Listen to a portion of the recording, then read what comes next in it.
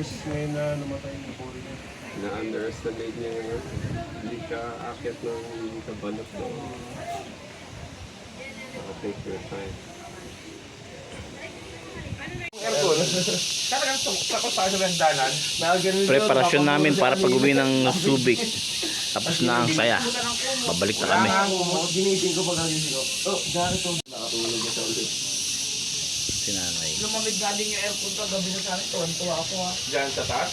Eh, ang dami-dami nyo dyan eh. Siyempre talagang hirap Yun ang tinirahan namin. Nadagdag pa nga ako. Dito ginap yung kasalan kahapon. Kaya nga, ibig sabihin hindi gano'ng kadali lumamig dahil Yung mga nakaraan, hindi talaga malamig. Yung gabi malamig. Sige lang, ilalay dito. Sa'yo na daw po. Ingat. Sa'yo na daw yan. Aba, Anong tawag dyan sa kasal na yan? buksan mo na yung sasakyan para makapag-ano ng mga gamit. bukas yun. Bukas yun. Tara Jane, mag-ano na tayo. Yung mga pom. Gagawin ko. Yung glow, yung pom, at saka yung ano. Palis na kami ng Batangas. Kalalabas lang namin sa resort. So, on the way na po kami. Kalsada na. Pauwi na kami ng Subic.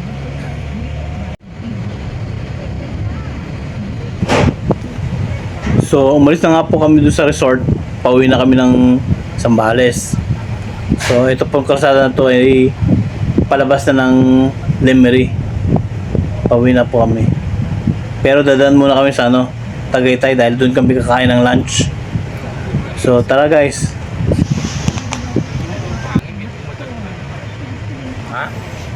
Umalis po kami ng resort ng mga bandang alas 7 ng umaga.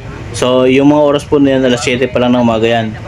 Kaya makikita po ninyo, may mga naglilinis pa ng ng harapan, nagsisiga. Ganyan naman ang buhay sa probinsya, di po ba? Kaya po, yan, maaga pa ang takbo namin. So, target namin makarating ng Zambales ng alas 2 ng hapon. Diba ginagawa mo ng hangin yan nung bago tayo? Diyan ko lang din na laman ng lugar pala na ito ng Batangas ay malapit lamang sa Tagaytay. At medyo bundok din ang lugar. Bulubundukin. Mataas din pala ang lugar ng Lemery.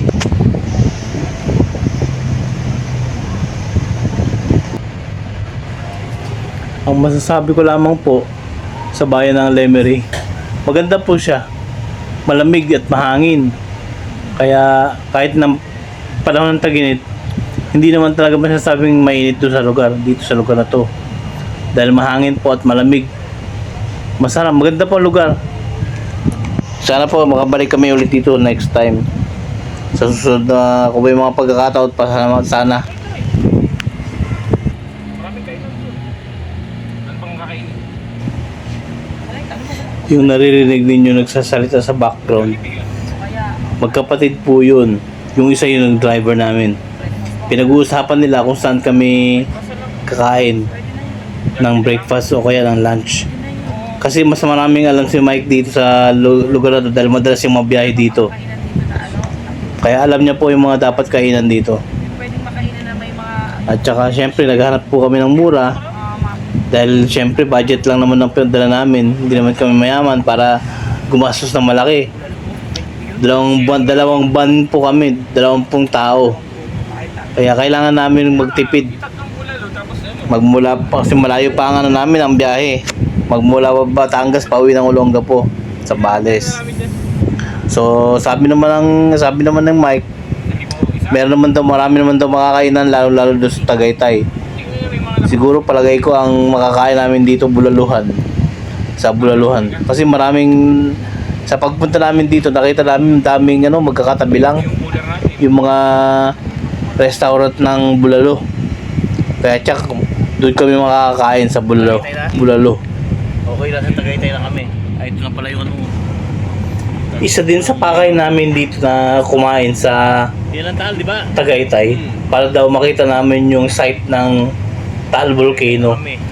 Meron daw lugar dyan, sabi ni Mike, yung driver namin, na view deck para sa Taal Volcano. Makikita po ang Taal Volcano dyan sa may parting Tagaytay. Makikita po.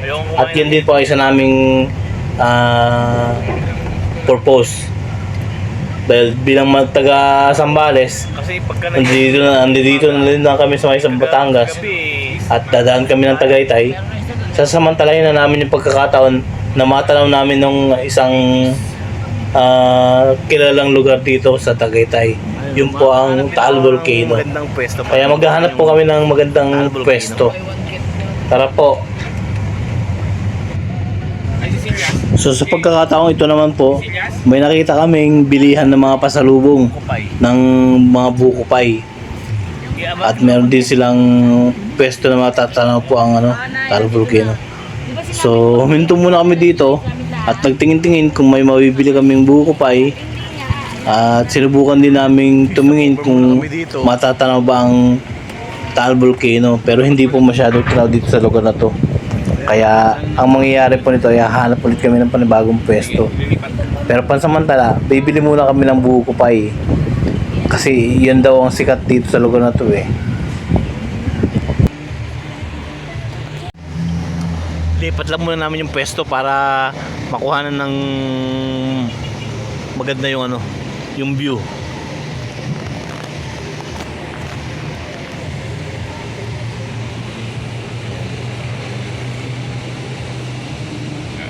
Hindi naman pala kita rito eh. Bakit yun, oh? Saan yung yung talagang pangalan? Dito sa nilipatan namin pwesto, hindi rin naman tanaw yung Taal Volcano. So ito palang pwesto na ito ay parking space lang para sa mga customer. Bandang huli, maghahanap pa rin kami ng ng magandang pwesto na tanaw ang Taal Volcano. At pagkatapos ay maghanap na rin kami ng kainan dito sa may Tagaytay.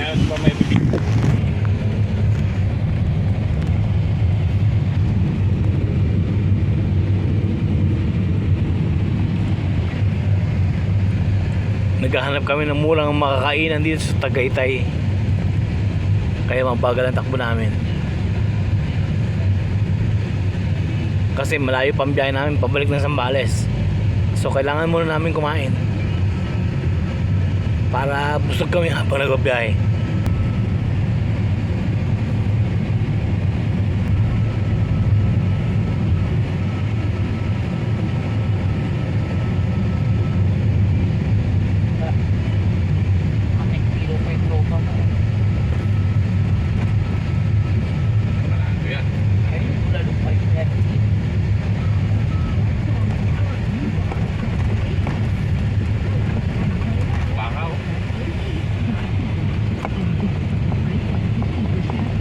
Mga baka lahat yan? Oo.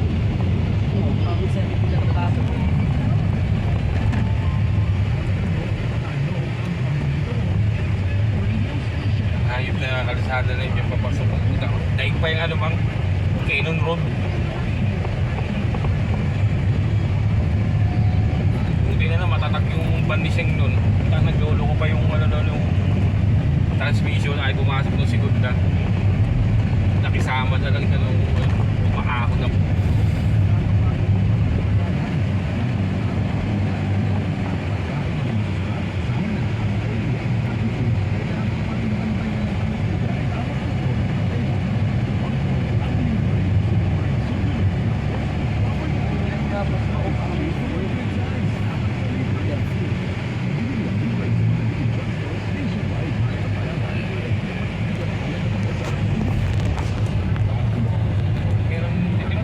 Parang isang siya, parang food court siya, doon stall.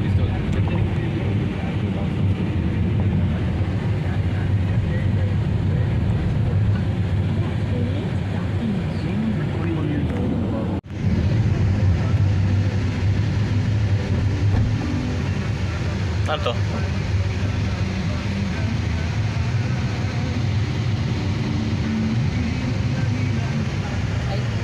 Ito may ibang branch ang mahal ba dyan sa Bulalong Capital? Ah, doon sa Dito sa lugar na ito ng Tagaytay, puro bulaluhan dito. Tingnan mo nga ang baba muna bago tayo mag-park. Anong gagawin? Check mo lang kung kaya natin yung price o kung may mga breakfast solo meal ganun. O bakit may alam kung kaya natin. Huminto muna kami dito para alamin kung magkano ang presyo ng mga bulalo dito. Dahil kung affordable naman, eh, dito na lang kami kakain. Nakikipag-negotiate pa sila. So nakahanap na rin kami ng kakainan namin. Maganda pa nga yung pwesto dahil merong view ng ano, may view deck ng ano, ng Taal Volcano mismo. Nahirapan siya kasi. So, alanganin pag may lalabas eh. Dito ka na lang. Ayun doon? Dito. Sige, paano mo na lang sila ano? I-isip na lang. Sige, papasok na. Inaayos lang muna yung parking bago kami bumaba. Pero okay na. Pupasto ko lang. Nahirapan ako yung kamay mo. Umay nga.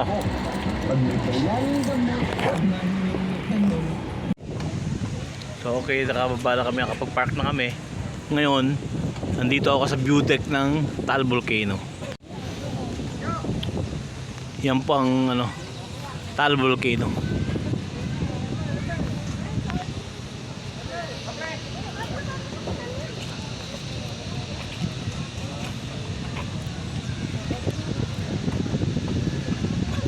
Ikaw nga ano, ikaw nga mag-view. Hindi ko makita eh. Ito video. Dahil hindi ko mag-view ng maayos, dahil nakaupo ako sa wheelchair, ang ginawa ko, pinahawak ko sa mga bata, sa mga pamangkin ko at sa anak ko para video ng Taal Volcano. Pero hindi rin marunong, hindi niya na isusum yung ano, yung camera, kaya ang layo ng kuha. Sige, patay muna natin.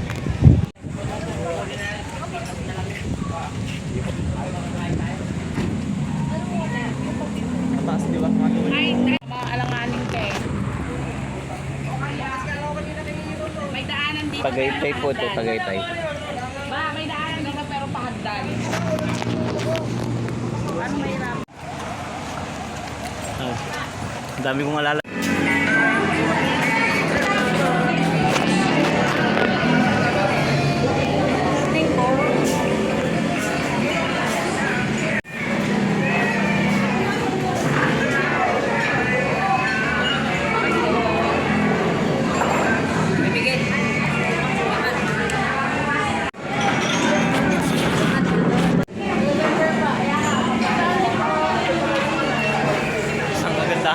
Sa mga road trip eh. Ang pinakamagandang part ng road trip, yung kainan, yung pagkain. At least makakain ng mga pagkain na hindi niluluto sa bahay. So yun. Ito po yung sinasabi ko na ano, magandang view ng Taal Volcano. Dito kami kumain sa restaurant nito na mayroong magandang view ng Taal Volcano. Pakukuhanan ko. Miguel, hindi ka. Naka-video yan ha. Lapit ka dito sa may bintana, kuhanan mo ng video ano. Huwag mo lang ano yun, huwag mo lang pumatay. Diretso lang.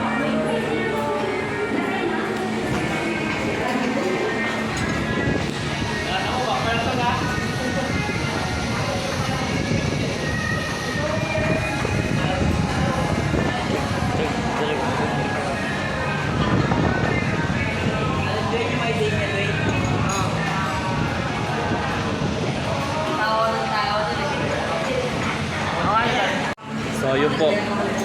Yun ang view ng ano ng Taal Volcano. Sa loob ng 50 years. Swerte itong mga batang ito. Itong mga kasama ko. Dahil ang bata pa nila, nakita na nila itong view na ito. Na dati nakikita lang namin sa libro, nakikita lang sa TV.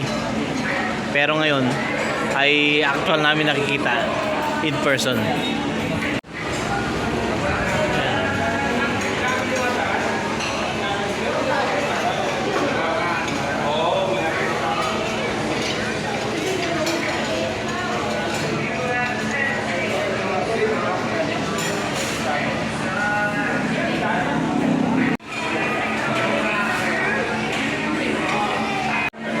So yun, tapos na kami kumain. At medyo nagpapahinga na ng konti. Nilalargan na din kami. Nabusog ako. Yan ang kinain namin. Pagkasi namin. Pati dyan sa kabila. Kapit lang eh. So, tapos na kami, nagpapahinga na ng konti at aalis na rin. Tingnan ko nga. Okay, dito na kami sa Ay, halika, sasakyan. magpalit ka. Yan, uwi na kami. Busog na. Let's go. Dito na po kami sa may Silang Cavite. Silang Cavite, masyado pong traffic at natapat kami dito sa Philippine National Police. Kaya na-videoan ko na. Kanina hindi dahil mahaba ang traffic. Silang Cavite. Sayang naman yung ano. Silang Cavite na pala kami. Silang Cavite. Nasa Silang Cavite pa rin kami. Ma-traffic.